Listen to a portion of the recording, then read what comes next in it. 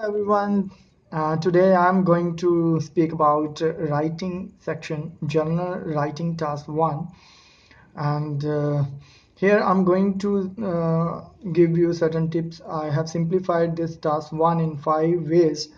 And if you follow this, I'm sure that you will get high band, even 7 to 8 or even 9 also you can target in task 1 if you answer it correctly as I suggested in these 5 ways.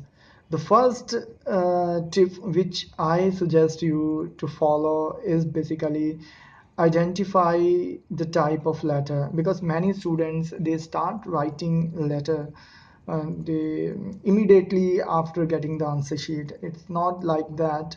You must first read the question, I must say not once, for twice at least, and you must identify with what's the type of letter. For example, whether it is formal, informal, or it's a semi-formal letter.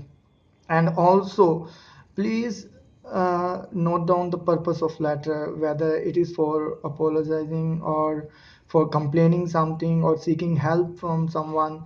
So accordingly you can you can write down the keywords, ideas, standard lines you can use whichever you have prepared, so you can write in your letter.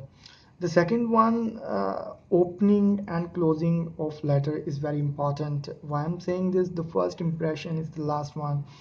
And if your letter is formal, so formal letter always starts with dear sir and it ends with your faithfully.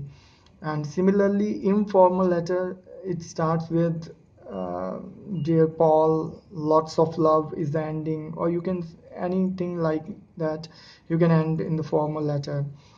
And in the semi-formal, if you know the person's name, for example, that dear Mr. Smith, then in that case your letter must end with yours sincerely.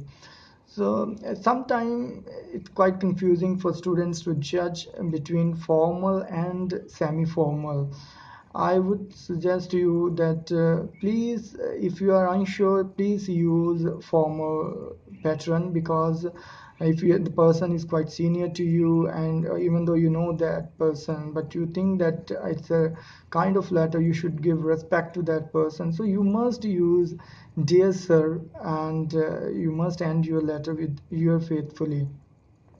So this is the second tip. And the third, you must write down 150 words. It is clearly mentioned on the paper that your letter should be at least 150 words, otherwise you will get the negative marking for the underwriting or overwriting also. Don't you overuse vocabulary. Okay, again I'm telling you, use simple vocabulary with good connectors, firstly, secondly, thirdly, or you can distinguish in two paragraphs, three paragraphs, or even two paragraphs also. And abrupt ending is not, should not be there, and that should be with the last line, that I look forward to whatever you have in your letter. I look forward to your prompt reply or something like that. The ending line is very important. The fourth tip which I would like to tell you is that please mention or please answer all the three bullet points in the letter. With the statement, they have three bullet points, so you must stay on the topic and must answer all the three bullet points. It will fetch you more marks. If you follow this pattern, definitely you're going to get high band. And try to follow in the serial order as it is exactly in the exam.